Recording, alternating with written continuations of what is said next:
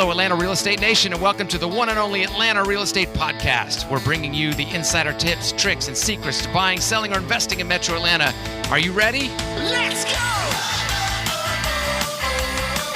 What's going on, Atlanta Real Estate Nation? How's everybody doing today? Hello, hello. Hello. I'm here with my co-hosts, Brad Martin and Oleg Gateman. How you guys doing today? Doing fantastic. Fantastic. Thank you.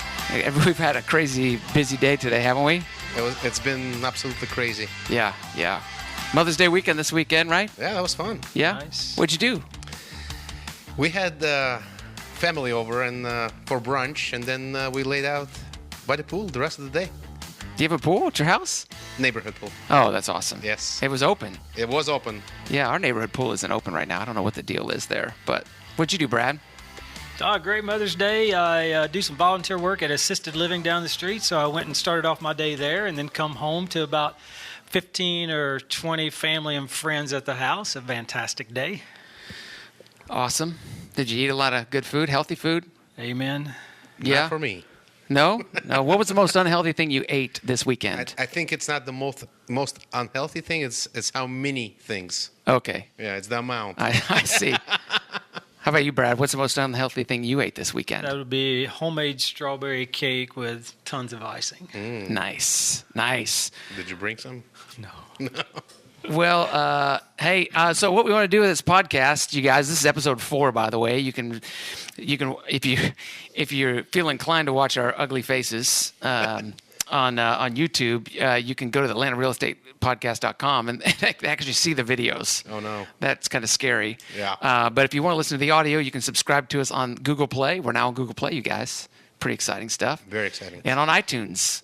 So, and if you like what you hear, run over to iTunes and give us a review. 5 stars would be great. And then those reviews will help us get the word out to other people, right? Absolutely. Yeah. Did you have your wives reviewed us yet online? If she didn't, I'll make sure she does. Yeah, I mean, we at least need 3 reviews each. Well, 6, right? Each one of our moms. Right. And Mother's Day would have been a good chance to do that. And then we need reviews from our wives, and then we have like 6 reviews. Please My wife review. gave us 5-star. Oh, nice. Awesome. Nice. That is nice.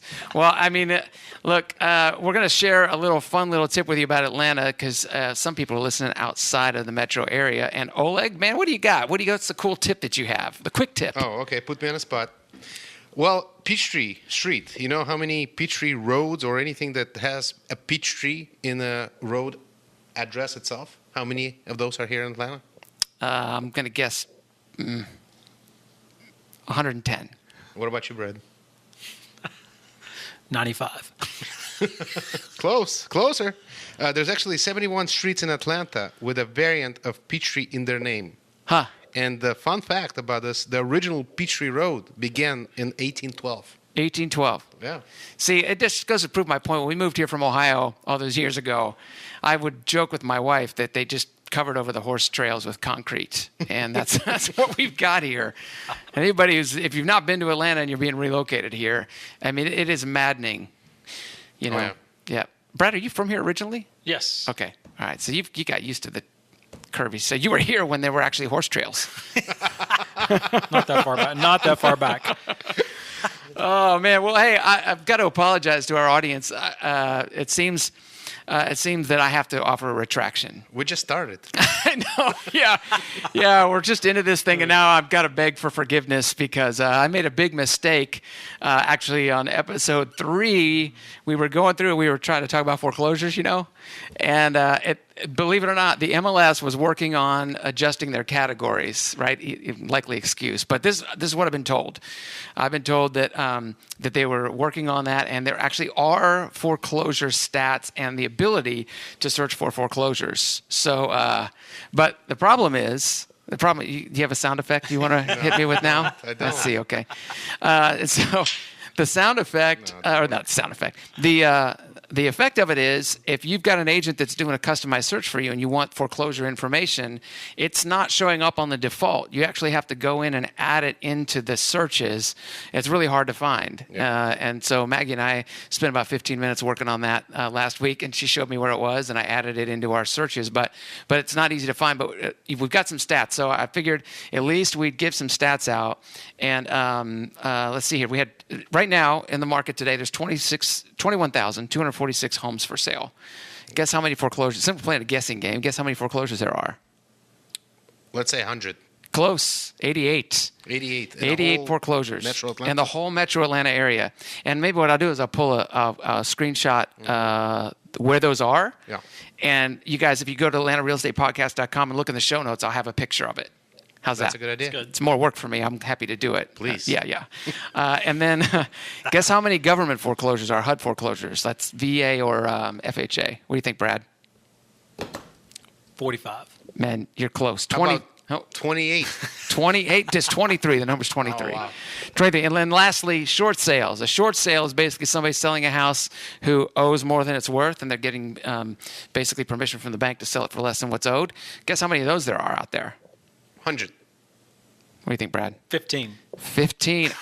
The number's 157. We look like experts, don't we? There you go. 157. So I guess what I'm trying to say, and you add all that up, that's 230, 40, maybe 260 homes, less than around 1% are distressed. 99% are normal run-of-the-mill buyer-seller houses, and then 1% are some sort of distress situation. And if you pull the map, where do you think those will be concentrated in? You know, it's funny. Well, I cheated and I pulled the map ahead of Oh, time. there you go. I would have thought they would have been in maybe some rougher areas and stuff. But believe it or not, the spray on the map showed them pretty much evenly dispersed everywhere. Wow. Yeah.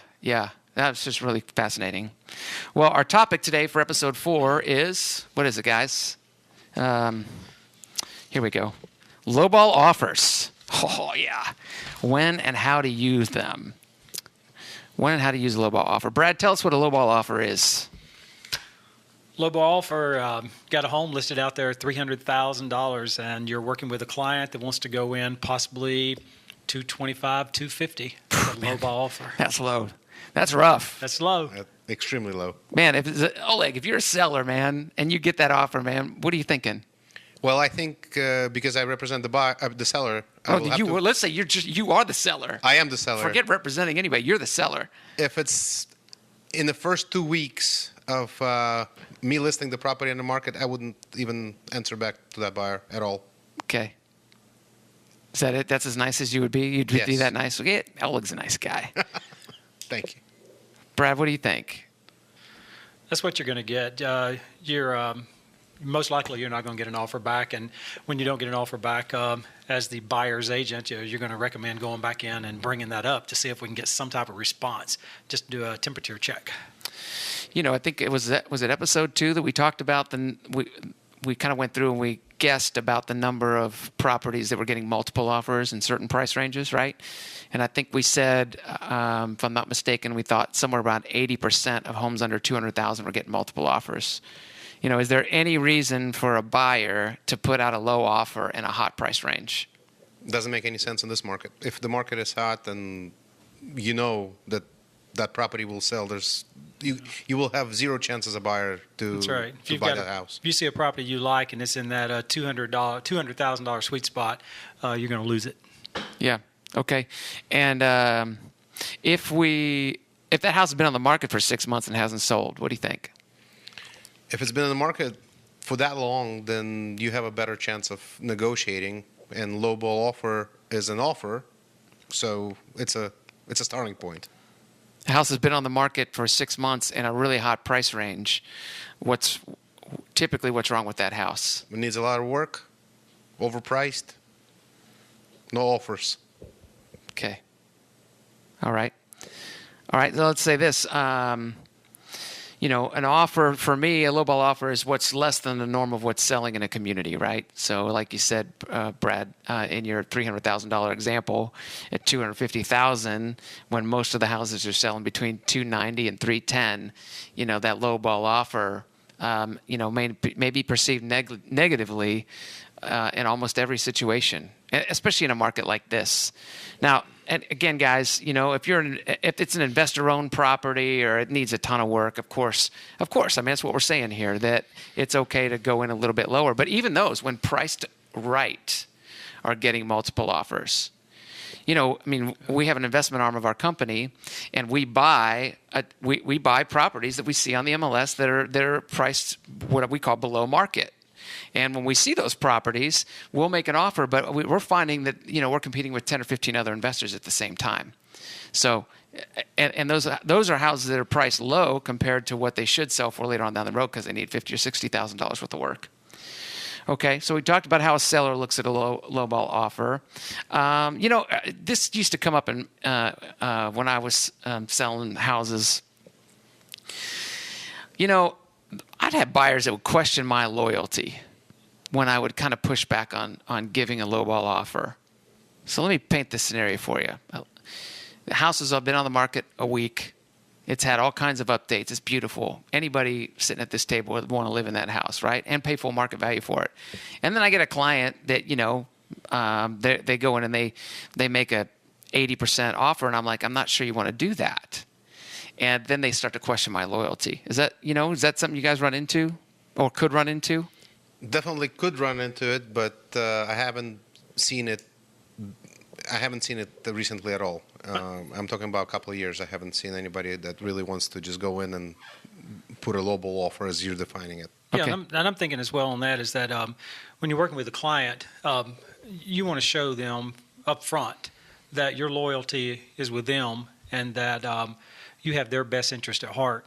So if you have a client that's looking to make a lowball offer and you're suggesting them not, if you've set the stage and you've planted yourself with them correctly, for them to believe in you, that you're working hard for them, the only reason they would suggest for you not to make that lowball offer is because if you've been looking for homes and this is the home for the client and they want it, then they're going to take a chance of losing this if somebody else comes in with a offer that's more lined up. Yeah. But that's when also the buyer learns if you have to submit that offer because you're working with that client and you're representing them, and instead of losing them, they're asking you and basically forcing you to make that offer. You would go ahead and make that offer, I'm assuming. I would go ahead and make the offer for them if they suggest it, but I would also get with them so we could submit the offer and try to give the seller some type of reasoning on why we're coming in where we are. Justify what we see in the property as far as location, condition, to justify why we're coming in where we're coming in. Yeah, I mean, there's nothing wrong with making them, right? I mean, and we would all make them for our clients. Any agent would, if it came down to push to shove, right? Our job is to represent and help people buy and sell properties. And if that's all they're willing to do, and it's a consistent habit, I would say to our real estate nation here that, if you trust your agent, then listen to them. If there's 4 offers on a property, it doesn't do any good to make a lowball offer because more than likely that house is going to sell at or above market anyway. Absolutely. And so, if you're an investor and you're going to go in and you're just going to keep making offers, and maybe get 1 out of 100 accepted, you're going to have a tough time finding an agent that's going to be willing to do that. Absolutely. For you, right? I mean, Correct. And we work with investors all the time. And I am an investor. You guys you help with investors, right? Yes. I'm not going to waste an agent's time making 100 offers on something, knowing that we're going to get 1 out of 100. So, anyway, when's it okay to go low? When is it? Because obviously we've kind of. I don't want our audience to feel like we've kind of put a negative on making low offers because that's not the case at all. Because there is an appropriate time and a place to use them. And so, what are they? When the house is not selling for a long time, when it's in the market, and the main reason is because it's overpriced, then it's okay. In 6 months or even 4 months, honestly, even after 3 months, you can go in at and submit an aggressive offer. Yep, and then it's okay to go low, right? I mean, it clearly makes sense. It's okay to try to go and submit it, and see what happens. Yeah, I mean, and I've seen situations where you have an estate right? The property, somebody passes away and it passes to the heirs, and the heirs live in California or Utah or wherever, and they don't know the market here in Atlanta. Right. They're just relying on their agent that they hired, that they found on the internet and called, right? And so and they listed at a price the agent said it listed at, but they might take less, right? They might take less. If they don't have any other offers. Yeah, right, if they don't have any other offers. But sometimes, they might, well, let's say they want to liquidate the property quickly, right? But the agent's like, oh, you can get $200,000 all day long, and I go in and I make an offer at $150. It just goes to, does your agent know the story? Right. There's always, I always joke, when you see all these fun selfies on Facebook, and you two guys, well, Brad's not on Facebook yet, but we're working on him. But when Oleg posts a selfie, of him and his kids, or when I do, or when anybody does, there's always a story behind the selfie. And if you, as an agent, your job, and Atlanta Real Estate Nation, you hear us here, the job of your realtor is to get the story. They're an investigative journalist. They're supposed to bring the story back to you, and then you can make great decisions because they got the story. Based on that information. But if you get a fly-by-nights, Susie Salon agent who doesn't do any real estate except... Because he doesn't have time. Right, yeah, she's cutting hair. Yes. Yeah, exactly. That's right. I mean, no problem. I need my haircut, right? Sure. But you might as well sell me a house at the same time. You have your listing agreement. The client says, I want to list for this. Agent says, great, let's put it up. Yeah, yep. So, and this is the market where everybody with a pulse that wants to get in real estate can get in real estate and do business and be semi-successful. Sure. So it's amazing how many of the people putting offers on our properties today, I've never heard of their name before. And this is the kind and of the companies. I haven't heard of so many different companies on all these listings that we have.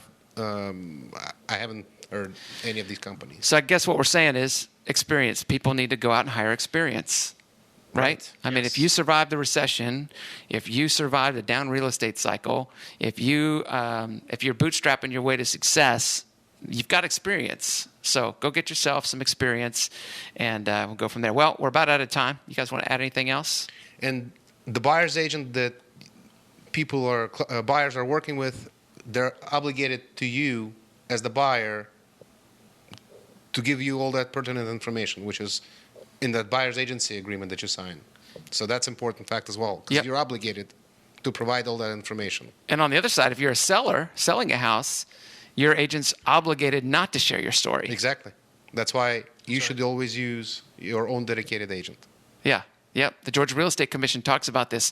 It's kind of like attorney-client privilege, right? You can't, and doctors and stuff. Real estate operates under those same kind of rules and guidelines that we're not supposed to share confidential information. But can we get confidential information from agents? A lot of times you can. A lot of times we can. Yeah. That's because we have experience. They're weak. Weak. Not good negotiators. That's right. All right, guys. Well, let's see here. We're going to start ending our podcast with a little kind of a neighborhood update. I just sprung this on you guys. I have no idea what that is. Yeah, well, I'll go ahead and give it today. Just some cool stuff maybe that's going on in a certain part of town. We're going to focus on the Kennesaw area today. Kennesaw is the home of Kennesaw State University. And Owls, right? The Go Kennesaw Owls. Owls. Go Owls. Yeah, they have a killer football team, believe it or not, in their first year. This is their second season. And there's a lot of hype about Kennesaw. Kennesaw, believe it or not, has a rule on the books about every homeowner has to carry a gun. That's back from the Civil War days, I guess. And they never took it off. Not a bad deal, right? Yeah, that's why the crime is down. That's right. Low crime rate. That's right. But Kennesaw, I mean, they're getting look, I know, Oleg, you live in East Cobb. Yeah. But I'm super excited that Kennesaw is getting its own Whole Foods. Wow. Yeah, man. And believe it or not, in that Whole Foods Plaza, there are restaurants that do not exist in East Cobb. I'm glad you're excited about it. I'm super excited. So check out West Cobb, check out East Cobb. If you want to search homes for sale in any part of Metro Atlanta, you can go to cobbcountyrealestate.com. I know that's our site, but we have every available site on there, or every house in Metro Atlanta on that site. So check it out. And unless you guys can think of something else we need to share on this episode, check us out, AtlantaRealEstatePodcast.com, episode 4.